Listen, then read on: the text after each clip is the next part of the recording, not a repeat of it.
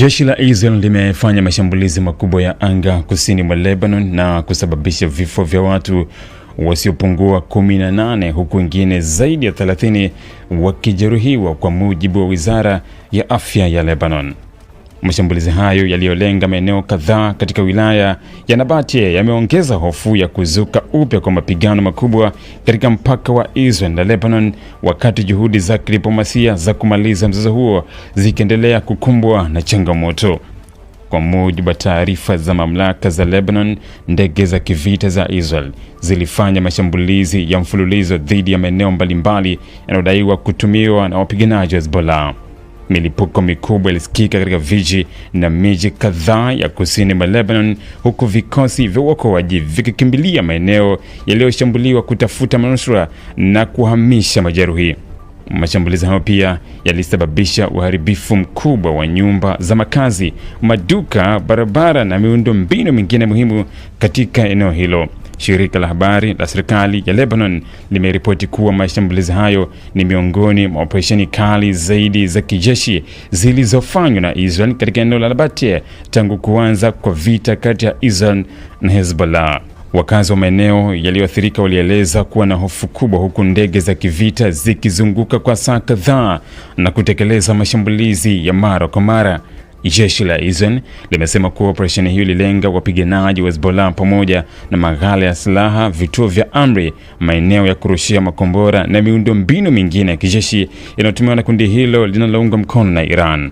Kwa mujibu wa IDF, mashambulizi hayo yalikuwa sehemu ya kampeni pana ya kuzuia Hezbollah kuendelea kuimarisha uwezo wake wa kijeshi karibu na mpaka na Israel. Katika taarifa yake, Israel ilisema kuwa itaendelea kuchukua hatua za kijeshi dhidi ya Hezbollah kadri itakavyoona kuna tishio kwa usalama wa raia wake wa Israel.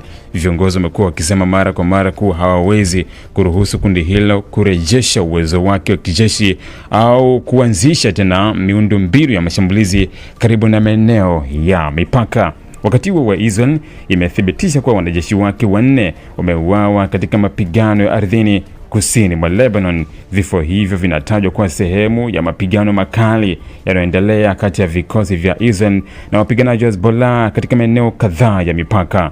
Maafisa wa kijeshi wa Israel hawajatoa maelezo kuhusu mazingira tukio hilo, lakini wameeleza kuwa wanajeshi hao waliuawa wakati wa operesheni dhidi ya miundombinu ya Hezbollah. Kwa upande wake, Hezbollah imedai kuwa wapiganaji wake walifanikiwa kuvizia kikosi cha Israel kilichokuwa kikisonga mbele katika moja ya maeneo ya kusini mwa Lebanon. Kundi hilo limesema lilitumia makombora ya kuongozwa kuharibu mizinga mitatu ya kivita ya Israel kabla ya kufanya mashambulizi mengine ya rocket na mizinga dhidi ya wanajeshi wa Israel waliokuwa katika eneo hilo. Hezbollah imeeleza kwa operesheni zake ni sehemu ya kile ilichokiita ulinzi wa ardhi ya Lebanon dhidi ya uvamizi wa Israel. Mapigano haya yanaendelea wakati ambapo matarajio yalikuwa yameongezeka kufuatia kutiwa saini kwa makubaliano kati ya Marekani na Iran yaliyolenga kupunguza mvutano katika Mashariki ya Kati.